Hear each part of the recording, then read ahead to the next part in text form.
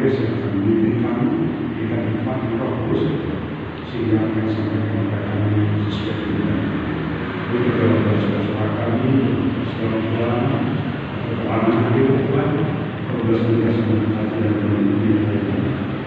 Bila Rasul kami dan mengenai Tuhan, dalam nama Tuhan Yesus Kristus dan meneruskan kami. Ini dari Kejadian pasal 26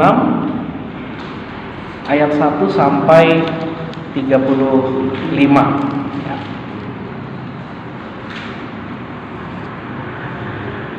Biarkan aja teksnya terbuka, nanti kita akan baca sama-sama.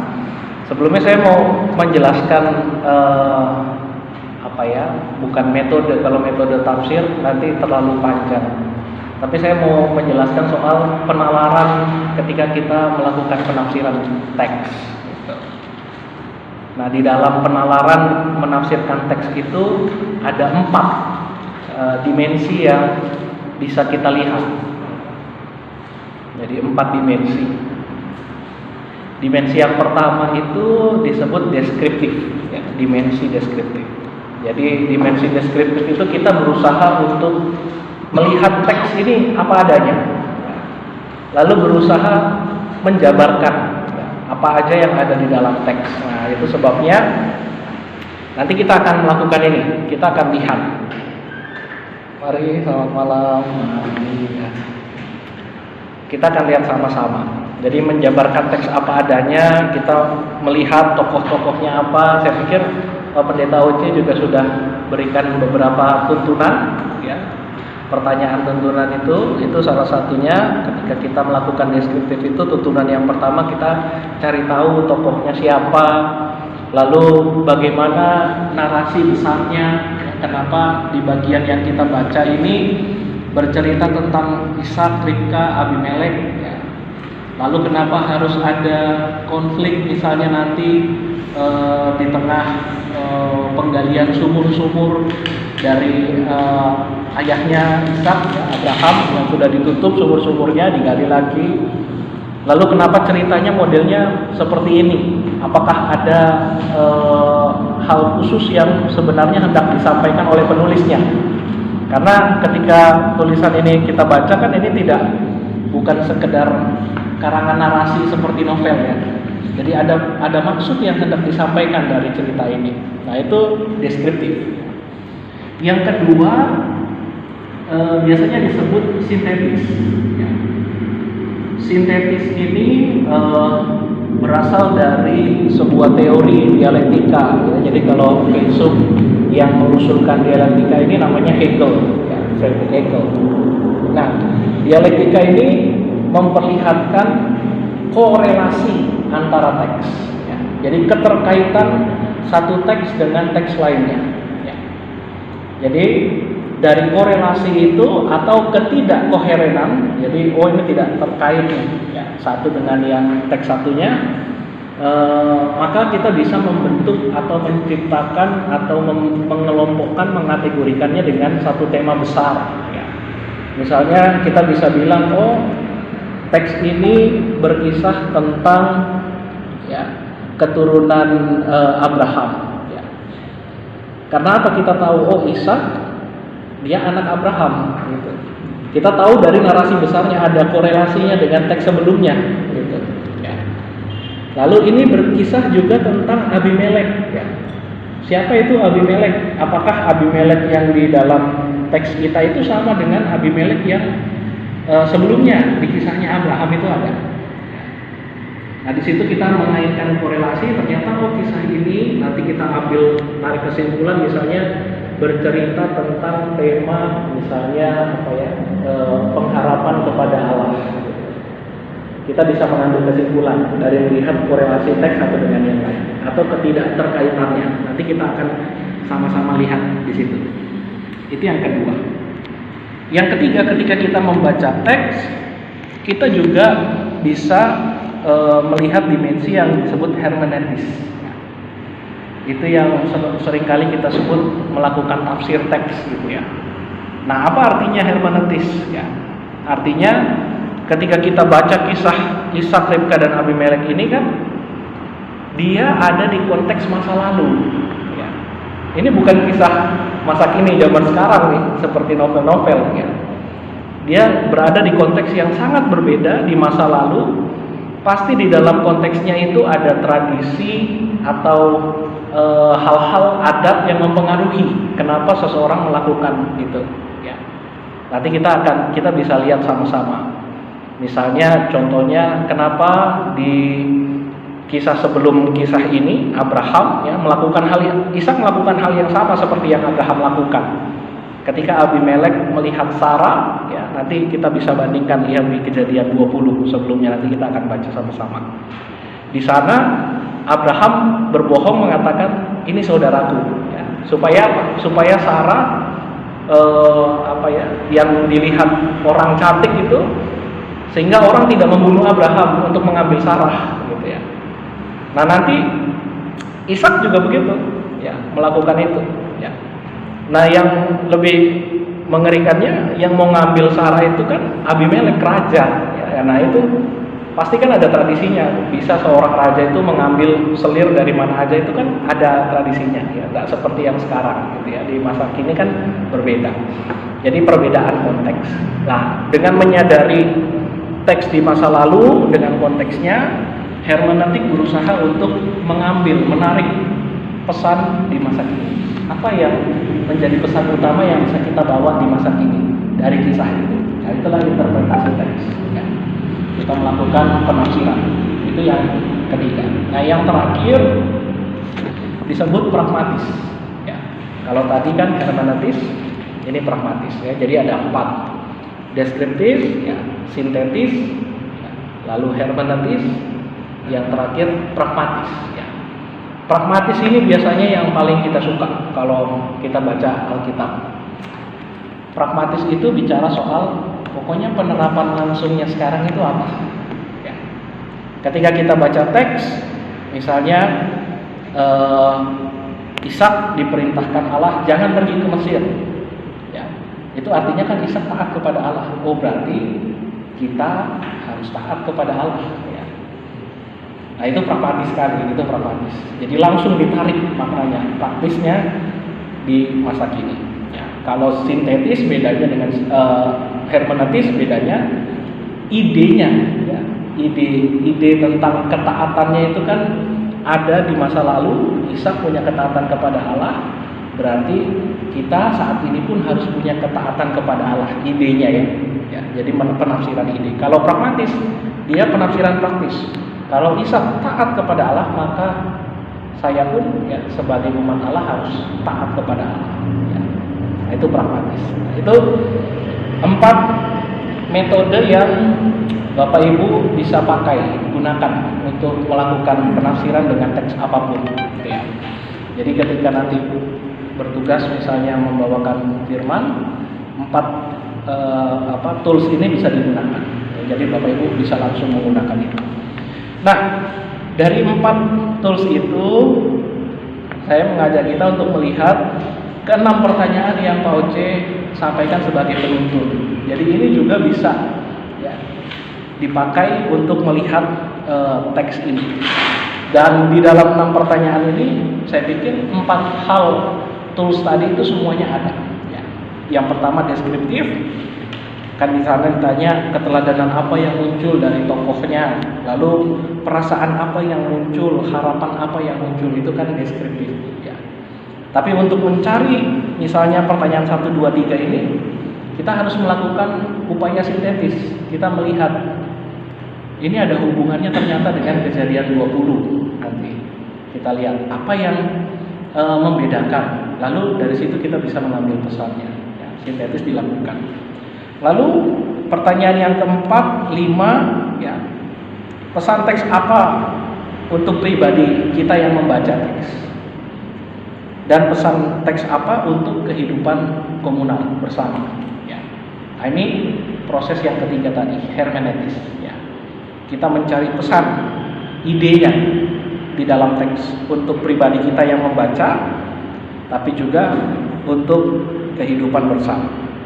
Nah, pertanyaan ke-6 ya, adakah hal yang baru ya, untuk pembaca? Ini sifatnya praktis ya. Kita pasti sering membaca bagian teks Alkitab dimanapun ya, dan pesannya itu pasti beda-beda. Bahkan satu kisah yang sama itu pasti bisa kita cari pesan yang baru dari yang biasanya kita pahami, gitu ya. Nah, ini sangat praktis sekali. Ya, jadi 4 penalaran itu muncul semua. Nah, sekarang kita baca kembali ya, Kejadian 26 ayat 1 sampai 35. Kita baca bergiliran aja biar semuanya kebagian. Kita baca dengan seksama lagi. Mulai dari saya dulu, nanti ke Mas Rio, lalu kita ya. Kejadian 26 ayat 1 sampai 35 ya. Debelai memberi judul Ishak, Ribka dan Abimelek. Nanti mungkin dan oleh keturunanmu semua bangsa di bumi akan mendapat berkat.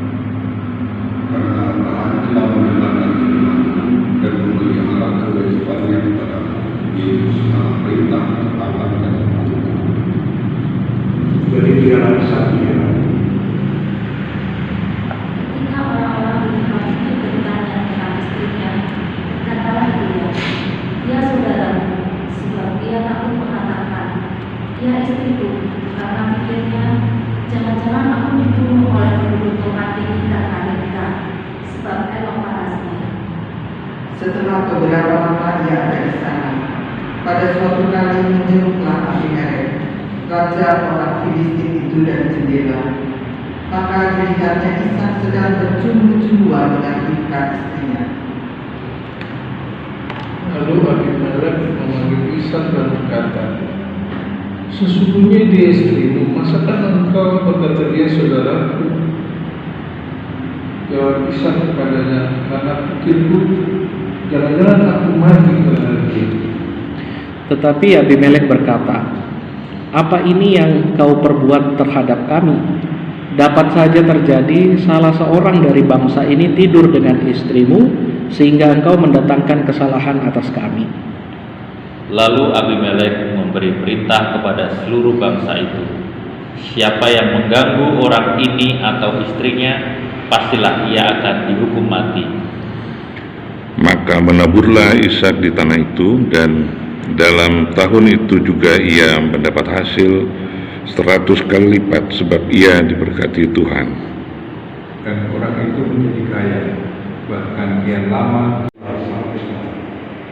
Ketika Esau telah berumur 40 tahun, ia mengambil Rit anak Deri orang Het dan Basma anak Elon orang Het menjadi istrinya. Kedua perempuan itu menimbulkan kepedihan hati bagi Ishak dan bagi Ribka. Oke. Nah, itu teks kita Kejadian 26 ayat 1 sampai 35. Nah, saya mengajak kita untuk membaca lagi supaya kita lebih mengetahui konteks dari teks ini. Mari kita buka bagian sebelumnya, Kejadian 20. Kejadian 20 ayat 1 sampai 18 ya. Di sini Abraham, Sarah dan Abimelek.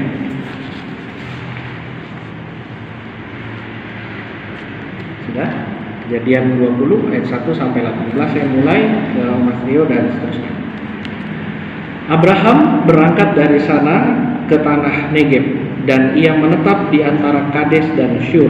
Ia tinggal di Gerar sebagai pendatang. Oleh karena Abraham telah mengatakan tentang Sarah istrinya, dia saudaraku, maka Abimelek raja Gerar menyuruh mengambil Sarah.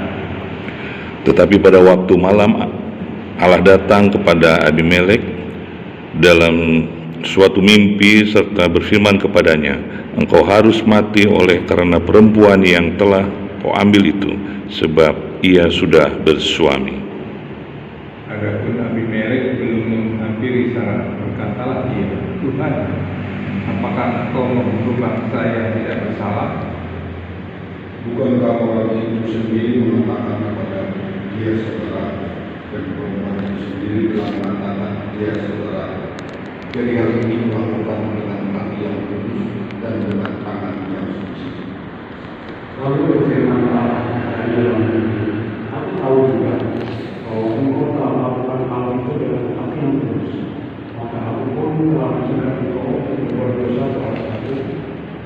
aku tidak membiarkan sehingga mereka melahirkan anak.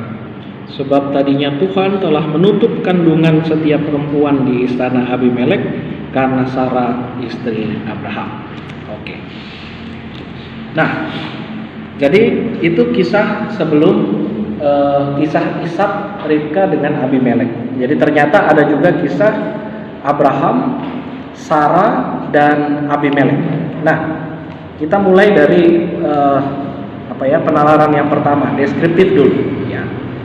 Jadi siapa saja tokoh-tokoh yang kita baca dari Kejadian 26. Jadi yang pertama tadi kita baca ayat 1 sampai 35 tadi. Ya. Ada berapa kisah di situ? Kalau Bapak Ibu mau kategorikan. Ya. Jadi kan bisa aja di dalam satu bacaan itu nggak cuma satu kisah aja, tapi ada 2 atau lebih. Ya. Kira-kira ada berapa kisah di situ? Kita sharing-sharing aja, biar bisa diskusi.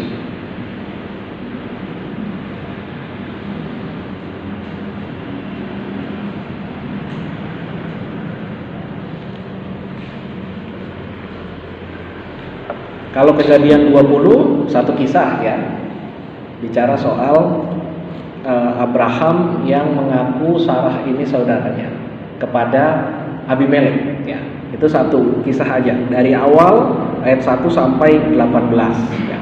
Kalau Kejadian 26 ada kisah tentang sumur ya. Jadi kisah yang pertama kisah tentang Ishak, Ribka dan Abimelek ya. Itu sampai di ayat berapa?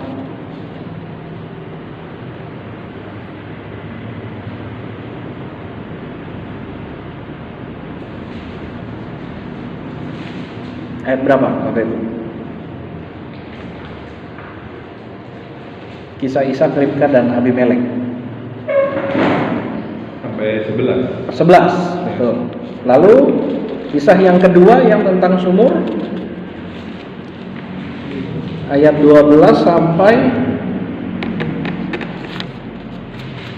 ayat 23 sampai 22. Lalu selanjutnya kisah apa? Ya? Kisah Abimelek lagi. Kenapa dia?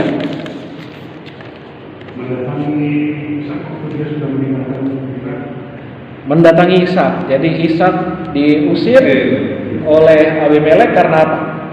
karena dia lebih berkuasa. Lebih kaya. Jadi karena kekayaannya, lalu Abimelek merasa kekuasaan terancam. Ya. Lalu disuruh pergi. Ya. Nah, lalu di kisah yang ketiga ini Abimelek datang kembali bersama dengan siapa? Sahabatnya Ahuzat sama kepala pasukannya Pikol ya namanya Pikol. Lalu apa yang dilakukan di kisah yang ketiga? Mereka membuat perjanjian damai. Oke. Jadi sampai di ayat 33 ya. Lalu 34 35 ini apa? Kisah lain lagi. Jadi ya menceritakan tentang Esau ya. Nah, baik. Berarti kita bisa melihat itu deskriptif yang pertama. Jadi kisah pertama bicara soal konflik Ishak Ribka dengan Abimelek ya.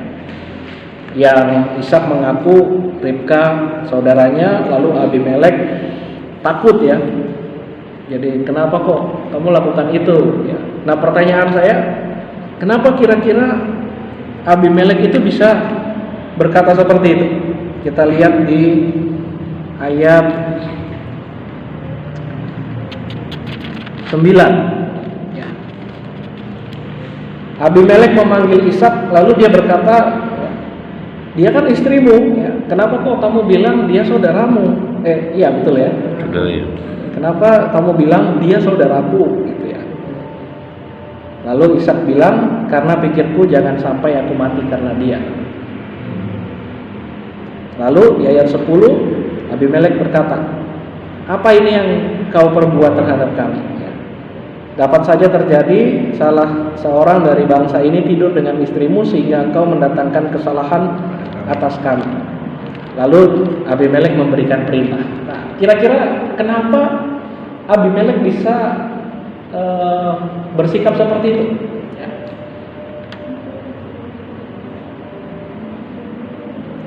Kalau Abimelek ini sama dengan Abimelek yang dihadapi Abraham, berarti dia sudah punya pengalaman seperti itu. Dia punya pengalaman seperti itu. Ya. Kalau Abimeleknya sama, nah, cluenya Abimeleknya nggak sama. Oh, nggak sama. Ya. Tapi pengalamannya dia pasti punya. Ya, jadi itu poinnya. Nah, jadi Abimelek di Kejadian 20 sama Abimelek di Kejadian 26 beda. Kenapa kok kita bisa tahu itu beda? Ya, ini kan namanya Abimelek, harusnya sama lah gitu ya. Kalau kita baca biasa ya. Tapi, nah ini yang saya bilang hermeneutik, kita lihat ke zaman dulu, ya, konteksnya pada saat itu. Abimelek itu bukan sebuah nama. Ya, jadi bukan Meles, ya, bukan Pak Win, ya, bukan Pak Franky, itu bukan nama. Abimelek ini sebuah gelar. Ya. Gelar. Kalau di Mesir, rajanya disebut Firaun, ya. Nah, Firaun kan punya nama kan? Firaun ini kan gelar raja, kaisar. Ya. Nah ini konteksnya di mana kejadian ini? Baik kisah Kejadian 20 maupun 26. Ya. Kejadiannya di Filistin. Sama-sama di Filistin. Gerar sama. Gerar, ya, di Gerar. Nah, berarti kan bukan Mesir ya. Gerar. Nah, di Filistin. Nah, berarti raja Filistin itulah yang disebut Abimelek. Nah, Abimelek itu artinya ayahku adalah raja. Itu arti Abimelek. Ya, jadi itu menjadi gelar. Jadi kita bisa bilang di Kejadian 20 itu Abimelek 1, ya. Di Kejadian 26 Abimelek 2, anaknya Abimelek. Ya. Jadi yang di Kejadian 26 nama aslinya Abimelek ya menurut Hagadah ya. Jadi namanya itu Ben Melek sebenarnya nama dia. Ben Melek itu di dalam bahasa Ibrani ya. Malak itu artinya raja. Ya, jadi Abi Malak ya. Itu artinya ayahku raja ya. Kalau Ben Melek artinya anak raja. Ben itu anak ya. Jadi itu berasal dari kata yang sama. Jadi bisa artinya pemimpin ya, atau penguasa, raja. Jadi kalau dalam bahasa Ibrani itu kan malah ya, bahasa Ibrani itu tidak menuliskan huruf vokal. A-I-U-E-O dia tidak punya hurufnya, tapi dia pakai konsonan semua hurufnya. Tapi ada, kalau saya bilang itu ininya, penandanya supaya ini dibaca E atau dibaca U atau dibaca A. Misalnya Yahweh, kita bacanya kan Yahweh. Tapi di dalam tulisannya kan dia tetragramaton, 4 huruf ya. YHWH ya. Sebenarnya tidak bisa dibaca ya. Dan kalau orang Yahudi melihat tetragramaton ini 4 huruf ini YHWH, mereka nggak akan baca Yahweh atau Yehovah gitu ya. Mereka akan sebut Adonai, Allahku. Kenapa? Karena konteks tradisinya mereka sangat menekankan jangan menyebut nama Allahmu dengan sembarangan. Ya. Sama-sama diberkati. Sama-sama diberkati, baik Abraham maupun Ishak, gitu ya. Itu persamaan kedua. Ada lagi? Istrinya sama-sama cantik. Istrinya sama-sama cantik, ya boleh. Itu deskriptif ya, kita bisa melihat karena disebutkan di teks elok parasnya. Jadi hati-hati kalau punya. Itu langsung praktis ya, istri cantik atau suami cantik ya, karena di sini kan dilihat teksnya. Lalu apa lagi? Abimelek kelakuannya tetap sama. Abimelek kelakuannya tetap sama, baik ayah maupun anaknya, gitu ya. Kalau Abraham dengan Ishak sama enggak kelakuannya dari Sama. teks 20? Sama. Sama takut mati. Sama-sama takut mati, ya, betul. Jadi Abraham di Kejadian 20 takut dia mati karena orang mengingini Sarah. Ishak Juga. takut juga orang membunuh dia karena Ribka, ya. Jadi sama-sama takut mati, ya. Nah, itu persamaan, ya, selain persamaan tempat ya di daerah Filistin, ya. Lalu apa perbedaannya?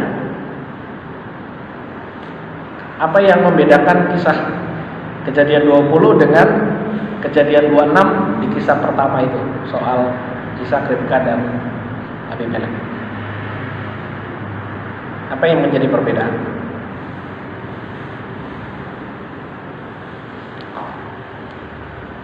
Ishak itu mengatakan kalau di negerimu itu orangnya kafir gitu, jadi mana mungkin kalau kita katakannya sebenarnya nanti saya nggak dibunuh gitu. Iya benar. Bisa bilang di ayat berapa tuh Pak? Biar kita lihat sama-sama.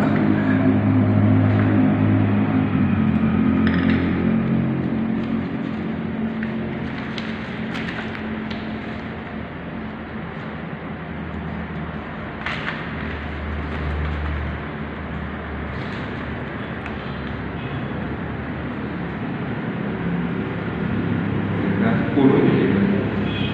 Ayat 10 ya.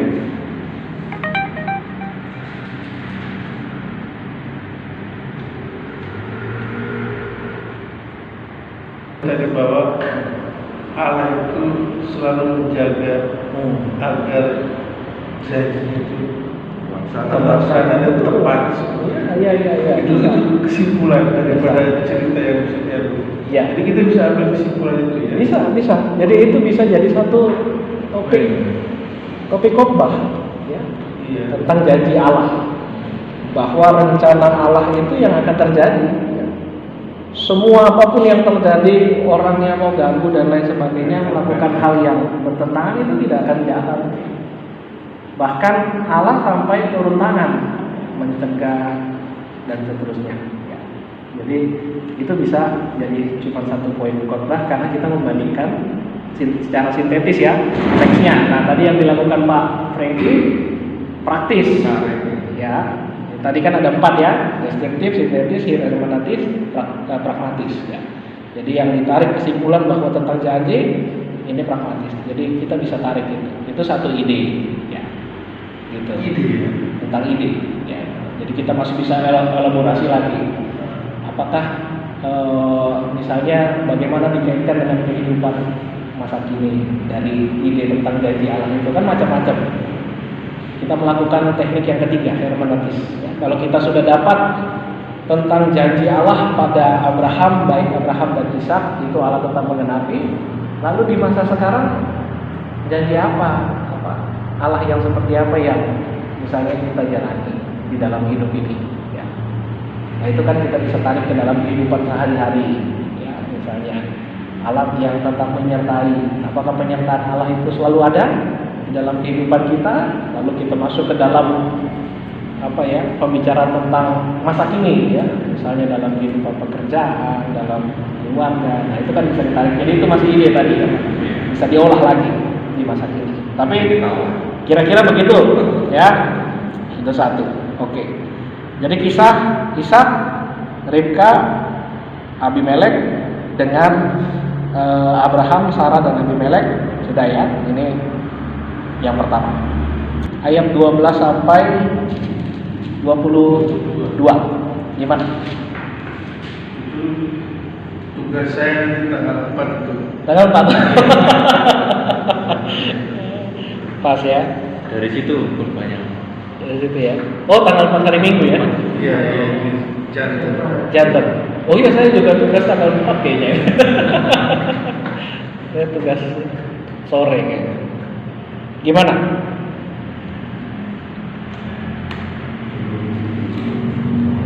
Pertama, kita lakukan deskriptif dulu. Apa yang terjadi di situ kisahnya?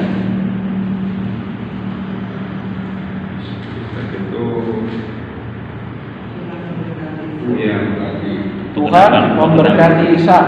Pengenapan janji. Jadi apa yang menjadi contoh diberkatinya Ishak?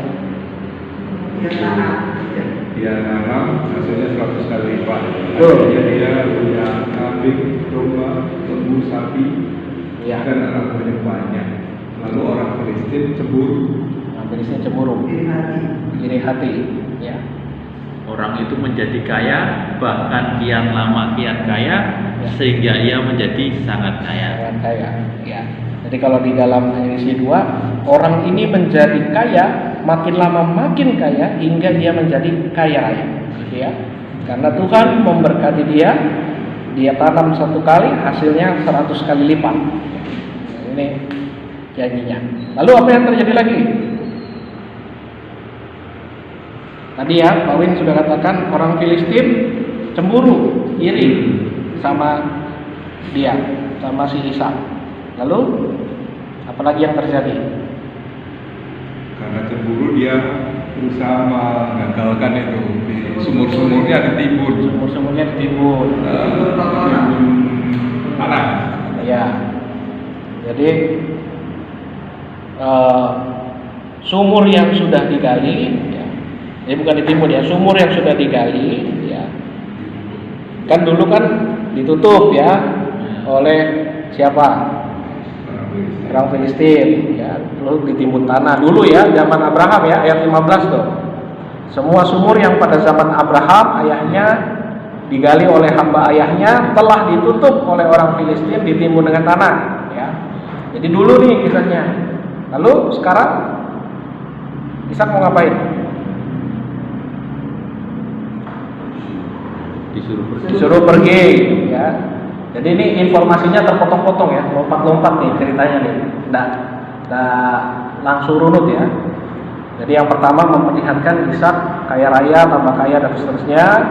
Lalu bicara soal masalah, bertanya, kenapa sih harus ada namanya sumur itu? Nah, kenapa kok sampai 3 kali menggalinya?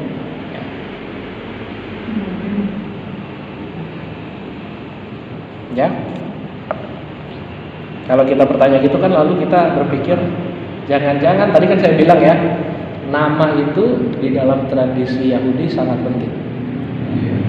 Nah, apa nama sumur yang pertama? Sitna atau Esek? Esek, ya. Jadi Esek, ya, karena mereka bertengkar dengan dia. Nah, ini arti namanya. Jadi biasanya walaupun kita nggak baca teks asli, teks itu memberikan clue. Ya. Jadi sumur itu Esek karena ya mereka bertengkar dengan dia. Nah, Esek di dalam bahasa aslinya memang artinya ketidaksepakatan ya, pertikaian. Ya. Tapi pertikaiannya itu apa ya? Kalau dalam bahasa Inggris itu heated disagreement. Ya. Jadi ketidaksepakatan yang memanas gitu.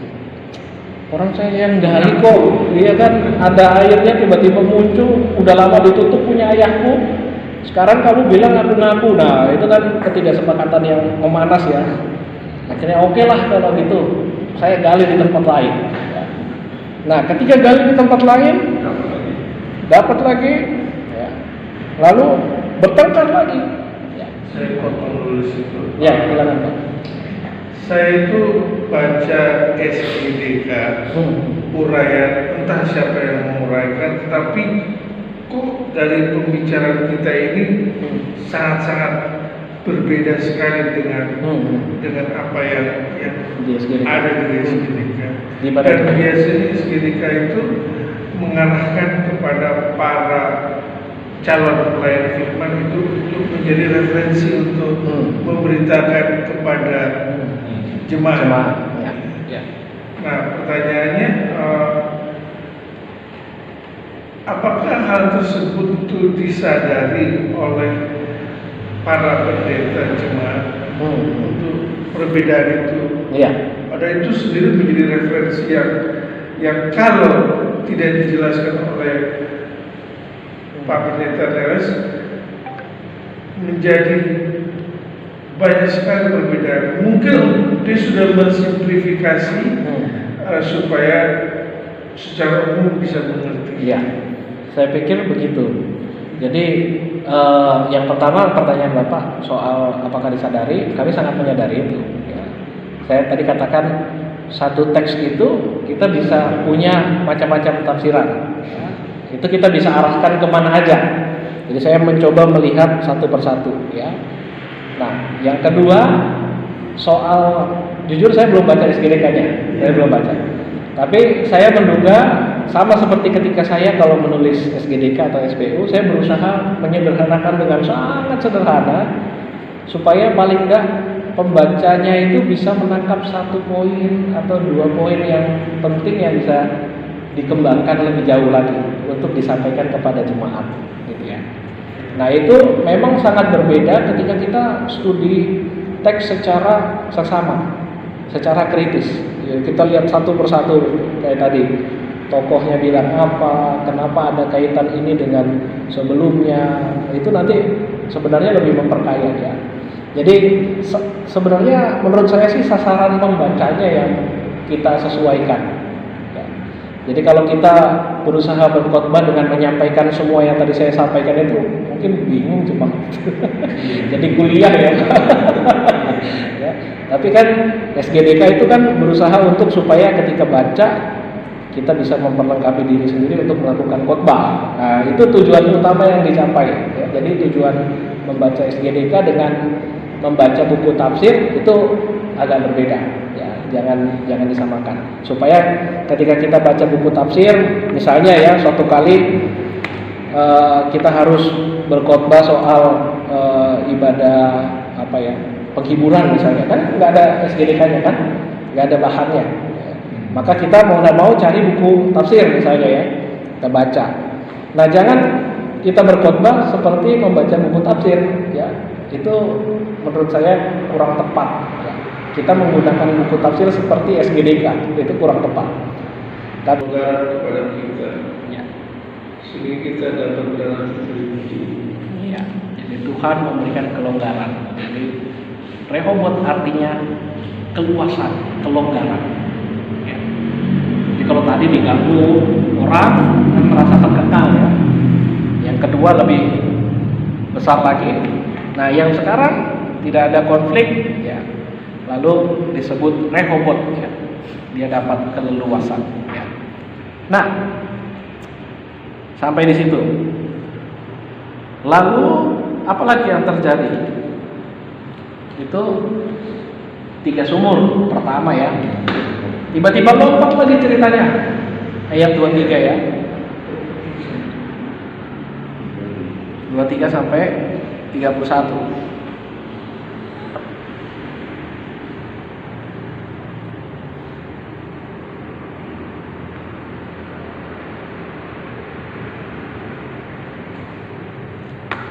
Dua tiga kemana dia pergi? Beersheba. Ya, Beersheba. Lalu apa yang terjadi? Tuhan menampakkan diri kepada Ishak. Ya. Apa yang dikatakan? Akulah Allah yang Abraham dan tak takut sebab aku menyertai engkau. Oke, sampai situ dulu ya. Jadi Allah menekankan lagi kepada Ishak. Aku Allah ayahmu, ya. Dia tidak mengatakan aku Allahmu, ya. Kenapa kok Allah kira-kira bilang kayak gitu? Supaya apa? Akulah Allah Abraham ayahmu. Ya. Jangan takut sebab aku menyertai engkau. Aku akan memberkati engkau dan membuat keturunanmu banyak karena hambaku Abraham. Mengingatkan perjanjian itu. Mengingatkan perjanjian itu. Yang pada ayahnya sama. Mungkin situ mereka aman. Aman. Tapi ayat berikutnya dari situ dia pergi ke Beersheba. Ini nggak jelaskan kenapa dia pergi. Nah, sekarang kan jadi pertanyaan. Ya. Orang sudah di situ sudah aman, sudah nggak diganggu. Ya. Tiba-tiba ayat berikutnya mengatakan dia pergi. Iya, pergi. Tapi ada ketakutan, kan? Karena ada ketakutan baru Tuhan berfirman kepada dia. Jadi ini apa nama tafsirnya? Ya, Ya, pakai bisa. itu. Bisa. itu bisa. Jadi kita melihat dari sudut pandang. Menyambung dari tadi, kan dibilang ada ketakutan. Berarti di situ pada waktu itu sudah turun perintah Tuhan untuk yang membuat orang takut. Sudah ada perintah Tuhan turun di situ. Perintah Tuhan kan turun di zamannya Musa. Tapi kok mereka sudah memiliki ketakutan terhadap Tuhan? Itu bagaimana? Maksudnya? Jadi yang pertama ketika kita bicara soal takut kepada Tuhan dengan takut kepada yang lain apapun itu artinya beda ya. Kita harus bedakan. Ya. Makanya diingatkan jangan takut ya. Akulah Allah Abraham ayahmu, sebab aku menyertai engkau. Jadi penyertaan Tuhan. Nah ini bisa jadi satu tema sendiri soal penyertaan Tuhan. Kita bisa ngomong soal penyertaan Tuhan. Apa kira-kira tema yang cocok untuk disampaikan? Misalnya dalam penyertaan kita bisa bicara seperti ini, ya bahwa Allah yang menyertaimu dulu ya, adalah Allah yang juga akan menyertaimu sekarang dan di masa yang akan datang.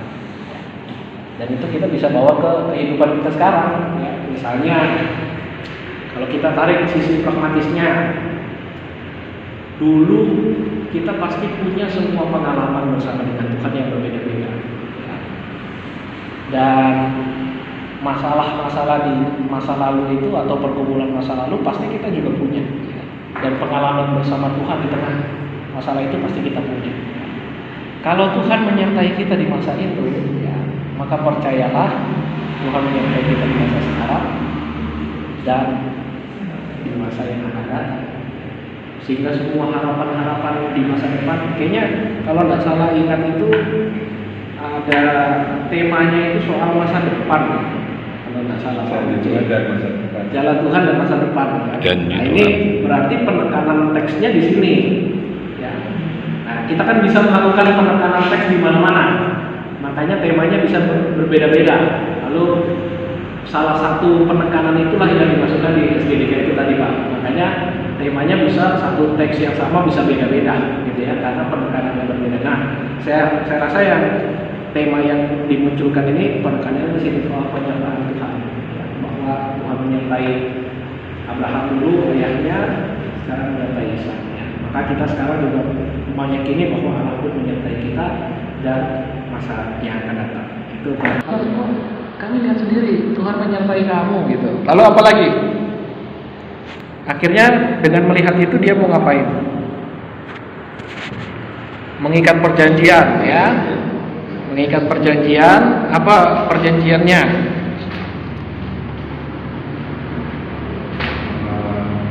Ishak tidak berbuat jahat kepada Abimelek ya. Sebagaimana Abimelek tidak mengganggu Ishak ya, dan akan melakukan yang baik. Artinya mereka mau berdamai ya. Ya kan? Jadi berdamai. Lalu setelah bilang begitu, apa yang dilakukan Ishak? Ishak mengadakan perjamuan bagi mereka, mereka makan dan minum. Nah, ini sudah 20 tahun di Kuliah. Jadi dulu biasanya para pemimpin yang mengadakan persiapan itu kita diberikan teks dari masing-masing esai dari masing-masing pendeta yang memimpin persiapan. ya. Nah, setelah 1 tahun terakhir itu saya tidak melihat itu ada lagi.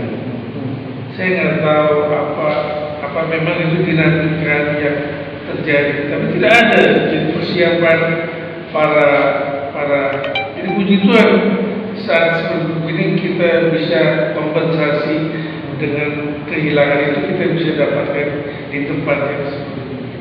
Ya. Dan memang itu tantangannya itu Pak Fendri. Kalau kita persiapan itu kita kan harus strict dengan satu tema saja, ya kan? Tadi saya tunjukkan satu teks bisa banyak yang ditekankan. Nah, tapi ketika persiapan kan penekanannya hanya satu, dan itu yang akan disampaikan di pelayanan gitu kan. Jadi harus sesuai dengan temanya. Itu yang membuat mungkin sangat terbatas pembahasannya. Ya.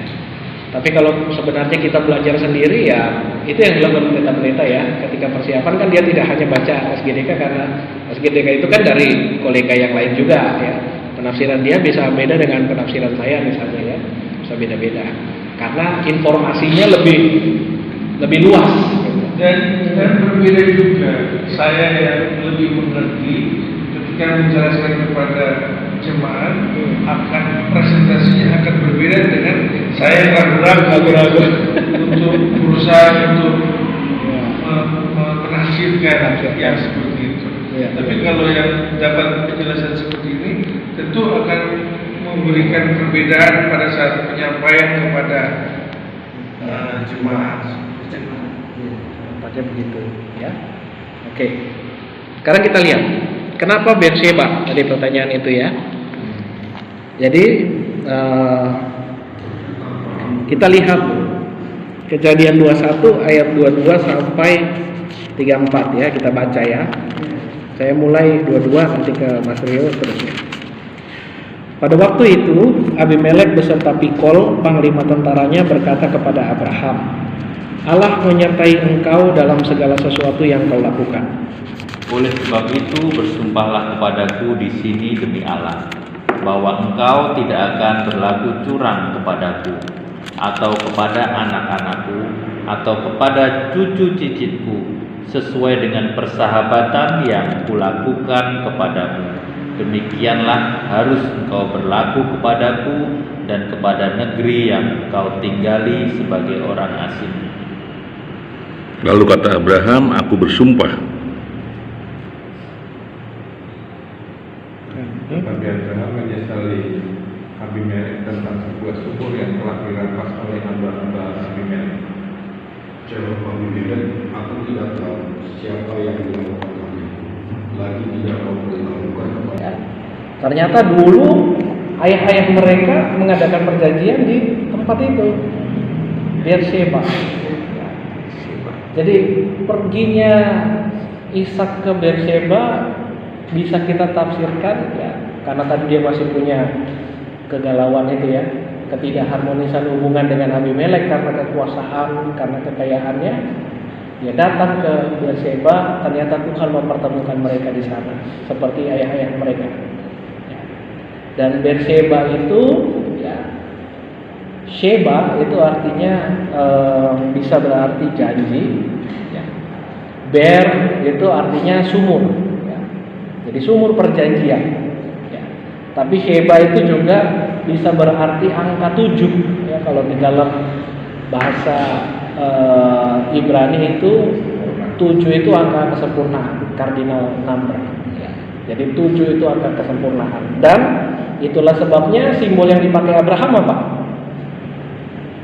Ketika mengadakan perjanjian bahwa sumur ini aku yang gali, dia bilang 7 anak domba tadi kan, dia pakai 7 anak domba. Ya, makanya tempat itu disebut Betsheba, sumur perjanjian atau sumur 7 itu yang sempurna. Ya. Nah itu dilakukan oleh Ishak. Jadi Ishak pergi ke Betsheba, ya. Lalu di sana dia mengadakan perjanjian dengan Abimelek. Perjanjiannya adalah perjanjian damai. Ya. Nah dari situ ya kita bisa lihat, ya, kita bisa tarik penafsiran kita juga. Misalnya dari ayat 23 tadi ya, 24 ketika Allah berfirman ya, akulah Allah Abraham ayahmu, jangan takut sebab aku menyertai engkau, aku memberkati engkau dan membuat keturunanmu banyak karena hambaku Abraham. Ya. Kita bisa menafsirkan penekanan janji Allah ini jadinya. Itu kan Allah katakan ketika Ishak tiba di Betsheba, jangan takut. Lalu setelah Allah mengatakan itu, terjadilah perjanjian damai itu kan, perjanjian damai. Nah artinya apa yang terjadi ini kan, ini campur tangan Allah. Allah yang melakukan pendamaian antara Ishak dengan Abimelek, tapi juga Ishak dengan kegundahan gulanaannya sendiri, ketakutannya. Nah ini yang menarik. Jadi di tengah segala kondisinya, ya, di tengah pergumulannya, baik dari sumur yang pertama, sumur kedua, lalu sumur ketiga Rehobot sudah tenang, tapi ternyata batinnya masih. Nah, kita bisa tarik ke dalam kehidupan sehari-hari juga. Di dalam hidup ini ya, kita bisa punya pergumulan. Pergumulan itu mungkin membuat kita itu merasa cuman sebel, kesel gitu. Itu sumur yang pertama tuh, biasa. Tapi bisa juga seperti sumur yang kedua, Sitnah itu. Wah, dongkolnya luar biasa ya. Angry disagreement ya. Lalu sumur yang ketiga tenang-tenang aja, luas aja, tapi orang masih bisa merasa takut ya. Masih bisa hidupnya nggak tenang gitu ya. Nah makanya ada sumur yang keempat, sumur Berseba. Disitulah Ishak membangun mesbah, menyembah Tuhan. Tuhan mengingatkan Ishak bahwa aku menyertaimu. Artinya apa? Kalau dilihat dari tiga sumber ini, ya, kita sebagai orang percaya itu ya, walaupun hidup kita tenang, tapi kalau kita tidak mengandalkan Tuhan, nah itu kan pragmatisnya tuh bisa ditarik ya. Kita bisa saja menjadi seperti Ishak yang penuh dengan kegundah-gulanaan, ketakutan. Ya. Makanya harus mendekatkan diri dengan Tuhan. Dari yang tadi kita bicara di pasal 20, 21 sampai 26, ya. Teks yang kita baca, ya, yang punya korelasi atau ikatan dengan Injil sendiri di mananya? Yang ayat ini ya, pasal 20 ya, yang bicara soal Abraham, Sarah, Abimelek itu tadi. Dari semua teks. Dari semuanya. Kita baca 21, 20 Oh ya, bisa macam-macam ya. Tadi kita bisa bicara soal yang pertama soal ketaatan. Nah, kalau kita tarik ke Injil misalnya, Yesus taat sampai mati di kayu salib, meskipun menjalani jalan penderitaan misalnya. Jadi itu Tuhan Yesus itu kan memperlihatkan hakikat manusia yang sejati. Jadi zaman dulu kan Yesus belum ada nih di dalam kisah ini. Jadi Ishak langsung bercakap-cakap dengan Allah. Nah di zaman perjanjian baru Yesus menjadi teladan manusia yang sejati. Jadi ketaatan kepada Bapaknya. Kalau punya ketakutan punya. Ya. Waktu di Taman Getsemani yang tadi itu tentang perjanjian itu yang akhirnya ada perjamuan itu. Setelah ada kesepakatan itu mereka masuk dalam perjamuan, kemudian setelah itu ada perdamaian. Nah itu bisa juga bicara soal janji Allah untuk ya, apalagi kan nanti tanggal 24 besok ini kan Pentakosta ya. Jadi janji 28 janji Allah akan menyertai, mengirimkan penolong, ya kan? Jadi Roh Kudus ada bagi kita. Nah itu janji Allah. Lalu janjinya nanti pada kesempurnaan, kepenuhan yang sejati, ya, bersama dengan Allah. Itu kan yang kita nantikan. Nah artinya itu kan di masa depan. Tapi yang sekarang penyertaan Allah kan ada. Allah menyertai kita. Nah itu kan bisa ditarik ke perjanjian baru. Jadi Immanuel misalnya, Allah yang selalu menyertai kita. Lalu Roh penolong itu, Roh Kudus ada bersama dengan kita, ya, menyertai dalam. Makanya kita bisa punya hikmat, kita belajar sama-sama. Ini kan semua kan hikmat dari Allah yang menyertai. Jadi itu bisa ditarik ke situ. Tapi juga bisa misalnya soal kesabaran. Jadi kesabaran itu kan itu salah satu kebajikan juga. Jadi kasih itu kan kebajikan ya. Kita seringkali kan tahunya kasih, pengampunan, lalu apalagi kebajikan ya. Kesetiaan dari ketaatan, buah-buah roh. Kesabaran itu juga termasuk. Ya. Jadi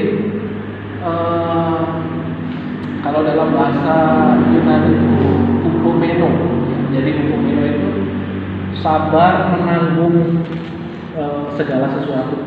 Jadi sabar sepenanggungan. Nah, seringkali kadang-kadang kita kan bisa jadi orang yang tidak sabar ya. Apalagi kalau di tengah penderitaan. Ya. Tapi apa yang dilakukan Yesus? Yesus sabar, setia sampai akhir. Ya. Sabar. Walaupun dia berdoa kan, kalau boleh, jikalau mungkin biarlah cawan daripada aku. Tapi apa yang dilakukan? Kehendakmu lah yang jadi, jangan kehendak. Itu kan bicara soal tidak hanya kesetiaan, tapi kesabaran dalam menanggung segala sesuatu, bahkan penderitaan. Makanya setelah kisah Taman Getsemani itu datang prajurit kan, lalu yang tidak sabar siapa? Petrus kan? Dia tidak sabar, langsung panggil. Yesus tegur, memangnya kamu pikir aku tidak bisa memanggil bala surgawi? Ini Yesus ingin memperlihatkan soal kesabaran. Jadi itu bisa masuk kesabaran. Jadi itu kita melakukan sintetis tapi ya. Jadi dari teks ini kita tarik juga dari teks Perjanjian Baru. Ya, jadi satu tema yang itu.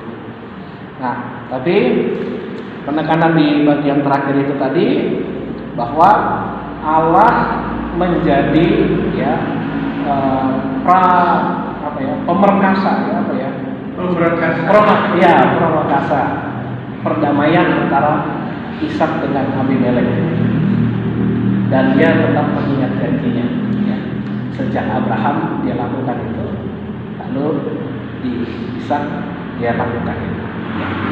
Jadi janji Allah adalah penyertaan ya, itu yang dilakukan Allah, dan penyertaan Allah mendatangkan damai antara manusia, di antara Ishak dengan Abimelek. Nah, di situ kita bisa melihat teksnya. Jadi dari ayat 23 sampai 33. Walaupun plotnya lompat-lompat, ya, tapi setiap plot pasti punya artinya. Kalau tema kita itu ayat 34 sampai dengan 36. Ya. Ibrani 10. Ya. Silakan. Memang kamu telah turut mengambil bagian dalam penderitaan orang-orang hukuman, dan ketika harta kamu dirampas, kamu menerima hal itu dengan sukacita, sebab kamu tahu bahwa kamu memiliki harta yang lebih baik dan yang lebih menetap sifatnya. Sebab itu janganlah kamu melepas kepercayaanmu, karena besar upaya menantinya. Sebab kamu memerlukan ketekunan, supaya sesudah kamu melakukan kehendak Allah, kamu memperoleh apa yang dijanjikan itu. Iya, gitu ya. Jadi ini ingin memperlihatkan begini. Ini yang membedakan teologi kita dengan yang lain. Ya, yang tadi saya bilang Allah yang memprakarsai. Ya. Tapi teks juga katakan sebab kamu memerlukan ketekunan, ya, supaya kamu melakukan kehendak Allah. Ya. Melakukan kehendak Allah di dalam teologi Kristen itu tidak seperti kita merayu Allah. Ya. Kalau anak-anak kecil pengen sesuatu, dia merayu bapaknya, ya kan? Jadi ada effort di situ. Ada effort kan? Ada effort. Tolonglah Pak, ada usaha kan? Dia tahu kalau merayu ayahnya bisa dapat permen, atau dia tahu kalau melakukan yang baik ayahnya tidak akan menghukum dia. Itu anak kecil. Ya. Tapi iman kita kepada Allah tidak seperti itu. Ya. Itu kan kita berusaha untuk merayu Bapak kita. Tapi ini terbalik. Bapak kita sudah memberikan kita sesuatu yang terbaik. Maka kita merespon sesuatu yang baik itu dengan menaati dia. Jadi itu pemahamannya Calvin atau apa gitu ya? Iya, itu pemahaman kekristenan. Ya, pemahaman Kristen. Kalau teologi lain kan yang misalnya kita bisa bilang, karena saya tidak bisa katakan itu teologi Islam gitu, karena ada juga yang memahaminya secara berbeda. Iya. Tapi ada yang katakan ya kita melakukan sesuatu kebaikan supaya ya Allah melihat kita. Ya. Itu ada yang melakukan gitu. Tapi Kekristenan tidak seperti itu. Allah telah mengasihi kita, maka kita mengasihi Allah dan melalui sesama, gitu kan? Tidak kita mengasihi sesama dulu yang banyak supaya kita nih menumpuk kebaikan baru kita dilihat Allah, nah, seperti itu. Ya. Jadi tidak perlu ada usaha apa-apa dari pihak kita untuk meraih. Iya, meraih keselamatan itu tidak perlu melakukan usaha untuk meraih keselamatan, tapi keselamatan itu telah dianugerahkan kepada kita. Maka sebagai respon kita terhadap karunia Allah itu, kita harus melakukan yang baik. Ya. Kalau kita tidak melakukan yang baik, maka itu tidak mencerminkan kita telah mendapatkan anugerah Allah. Ya, beda loh ya. Paham ya maksud saya ya? Bukan kita melakukan kebaikan dulu supaya kita dapat keselamatan, gitu loh. Ini kita telah dianugerahkan keselamatan, ya. Maka sebagai respon hidup kita harus mencerminkan itu. Kalau keselamatan itu sudah ada pada kita, maka kita logika berpikir saya itu adalah kita sudah mendapat kasih karunia daripada Allah. Ya. Dengan hadirnya Roh Kudus dalam hidup kita. Kemudian nanti Roh Kudus itu akan menuntun kita untuk mencapai ketekunan itu. Ketekunan, betul. Ya. Jadi Roh Kudus yang menuntun kita untuk melakukan apa yang baik. Iya, baik. Itu sebagai cerminan bahwa kita sudah memperoleh Roh Kudus, kita sudah disertai Allah di dalam hidup kita. Maka yang kita lakukan harus mencerminkan bahwa Allah menyertai kita, gitu ya. Bukan sebaliknya kita melakukan yang baik dulu supaya kita dapat keselamatan, bukan. Tapi keselamatan itu sudah ada, maka kita lakukan yang baik sebagai respon kita terhadap karunia itu. Ya, itu Kristen. Sudah oke. Kalau diteruskan banyak, sepertinya kalau orang Jawa bilang res atas.